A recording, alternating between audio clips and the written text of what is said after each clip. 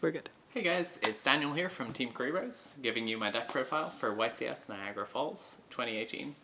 So today I played the day 2 of the event.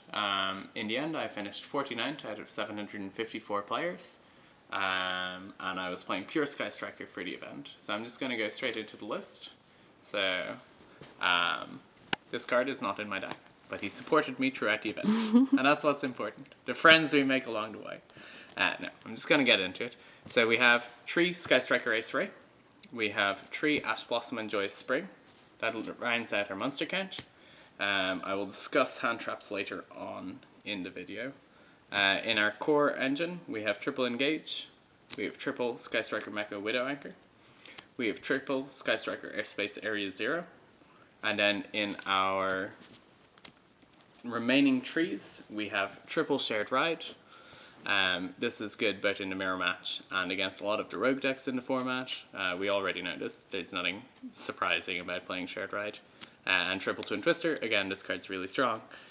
But it shows that the deck has a bias towards dealing with striker matchups and against rogue decks. In our 2-ofs, our engine pieces, we have 2 multi-roll and 2 eagle boosters. Multi-roll I don't value as highly. I think most of the striker builds should have been moving away from Ghost Ogre because it matches so poorly into a lot of the decks currently in the format. So the requirement for 3 isn't as high. And then Eagle Booster, I really love the interactions that this card has. Could have most likely only played 2, but I really like the card. Double Mystical Space Typhoon, double Foolish Burial Goods, and double Terraforming round out our 2s. Terraforming at 2, of course, because we can only play 2 copies of the card. Then for our 1-ofs, we have 5 engine 1-ofs. So we have Afterburners, Jamming Waves, Hercules Base, Shark Cannon, and Hornet Drones. I really love the toolbox aspect of the deck, that's why I'm playing it for the event. So I'm going to play 1 of each of the cards. This just gives me the most ability to kind of deal with any situation that comes up. That being said, if I were more comfortable in stating what way I thought the format was going for the event, I would have cut down what cards I was playing. As it was, I ended up playing against a lot of Altergeist, in which case all of these cards are pretty good, with the exception of maybe Hercules Base. But even it has its uses against him. And then the remaining 4 cards, we have Galaxy Cyclone and Metal Foes Fusion. Galaxy Cyclone takes the spot of what had been an MST in the deck. Both of these interact really nicely with Foolish Burial Goods. They both also interact really nicely with Multi-Roll and Area 0.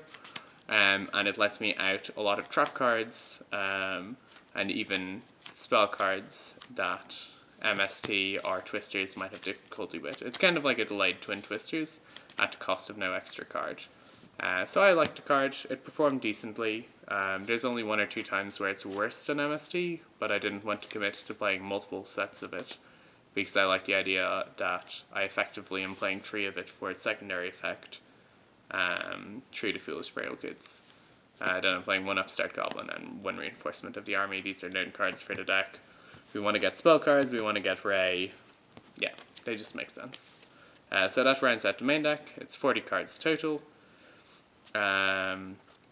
I'll discuss more final deck choices later on. So, side deck, we're playing 1 Spicy Notori Exterio. This is 7-off Waking the Dragons in the extra deck. This card doesn't do enough when it does actually hit the field for me to justify playing it. But it was cute and I had fun, but I wouldn't recommend doing it for future events. Borrelsword Dragon and Top Logic Bomber Dragon are my link 4s. Both of these cards are super impactful. Generally, when you summon one of these, it's because you're winning the game that turn, or your opponent has no resources and you're winning the turn after. Nightmare Phoenix, it's basically the best link 2 in the game at the moment. It allows me to climb up into the link 4s, and yeah, it's just a great card. Isolde, this is for Ghost Reaper and Winter Cherries. The Goki decks in the format are really important to be able to deal with. Clara and Rushka. Clara and Rushka allows us to play True, Secret Village of Spellcasters.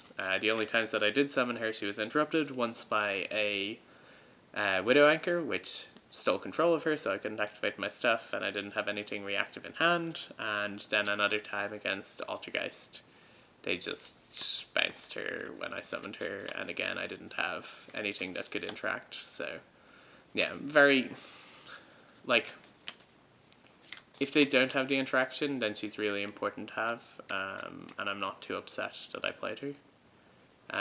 Then for our trios in the extra deck, we have 3 Hayate, 3 Shizuku, and as always, 3 Ulti Kagari. Yeah, like, the triple strikers are super important. The only one that I would consider changing is the 3rd Hayate never came up during this event, but I believe that in general it is good practice to be playing 3 of her anyway, because if it had been relevant, if somebody had cherries me, for example, it could have been really important to have had the 3rd Hayate. So then going into side deck, we're siding 2 Gamma Seal. Building the deck for the event, I decided that I was not going to care about Thunder Dragons at all. The logic behind this is that since it was such a small event, and since the release of the cards was that weekend, very few players would actually have access to the deck. Particularly, very few players would play the deck, as many players still believed that Striker or Goki were the best decks to be on. In the end, I didn't play against any Thunder Dragons, so these weren't super relevant, but I still sided them in certain matchups against Altergeist. It allows me to clear their Altergeist monster, particularly if they manage to set up a Hextia, we can summon this. The only time I did summon it, it wasn't relevant, but I did steal it with Widow Anchor and hit them for 22, gaining like 600 damage, but that's not really a reason to play the card. I think in general, though, it was a good call. 2 Ghost Ogre, generically strong, probably could be replaced with more targeted cards for Thunder Dragons for an event like London. Then we have our Graveyard Hate, which is Skullmeister, Ghost Spell, and Haunted Mansion, and Called by the Grave. So each of these cards kind of overlap with each other. And generally, if I was siding in one of them, I would side in at least one of the others as well. Again, Skullmeister is seeming like it's going to be really relevant this format. It's arguably better than Ghost Spell. But yeah, I was bringing these in against different decks. I was always happy when I brought them in, and I was quite happy when I saw them. Particularly, I played against 5 Altergeist players, which meant Skullmeister was really good, because if you hit their Meloseek when they go to summon their Link Kuriboh, you often just win the game at that point. So he's a really cool card. I might consider playing 3 of him. Then I was playing 2 Ghost Reaper and Winter Cherries. Everybody in the team has been telling me that 2 Oves are a terrible idea. Well, half of the team have been saying it. And so I just insisted. No. This really probably should be 3 copies of the card. Again, for dealing with the Isolde decks. But my logic was that if I was doing well in the event, the Thunder Dragon decks were very likely to be hitting any of the Isolde decks that this would deal with anyway.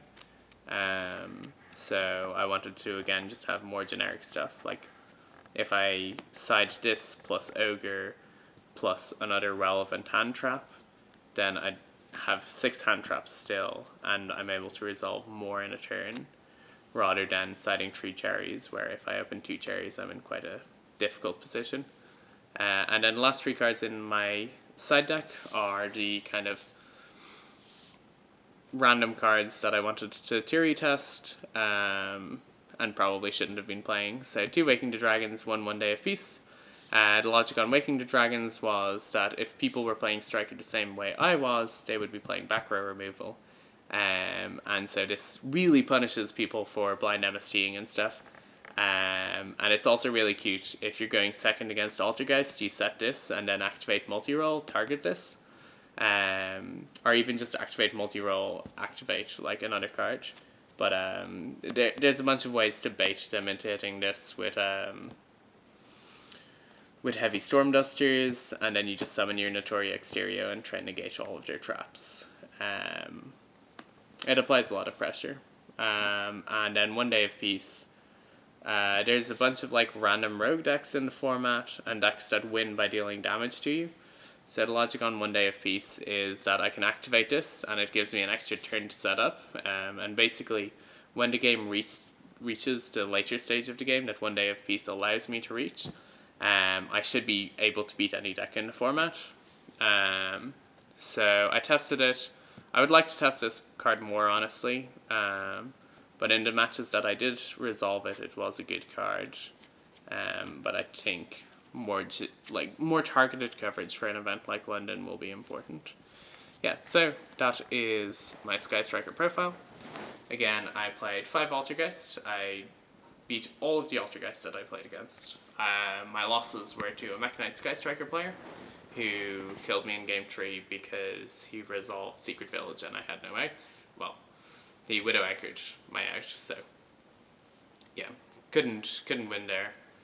And then my other loss was to Pure Sky Striker. Poor hands, I made 1 or 2 mistakes, and that just cost me the game. So that was unfortunate, but I don't think there was massive changes that I could do to alter that fact. And then my draw was against Noble Knights. I won game 1, but it's a really grindy matchup. And then game 2, like I'd even tested the matchup, it's just a very grindy matchup.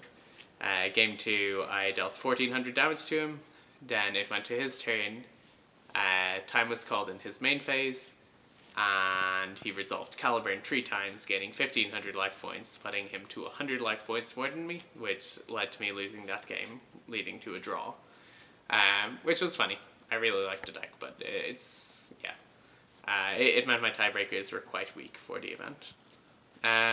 But yeah, overall, I'm quite happy I played Striker. I like the deck a lot. I think that this build is not suitable for if you're playing in a format that has a lot of Thunder Dragons, or if the Dark World Danger deck starts seeing a lot more play.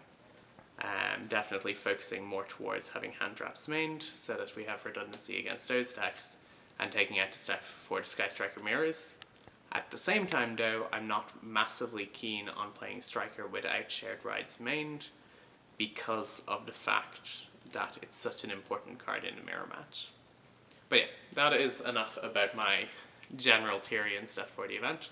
We'll see how the deck shapes up as we go into YCS London this weekend coming. So I'm just going to wrap it off. I'd like to thank Team Kuribrohs. All of the guys were really helpful. I didn't have much time to test for this event, and they just kind of like gave me access to a lot of theory and a lot of good ideas. Did I follow those? Most likely not, but I do appreciate the support that those guys gave. And then also just shout outs to everybody at the event. It was a really nice event to be at. All of my opponents were lovely, the judges were great. Yeah, and I'm looking forward to seeing everybody in London. See you guys.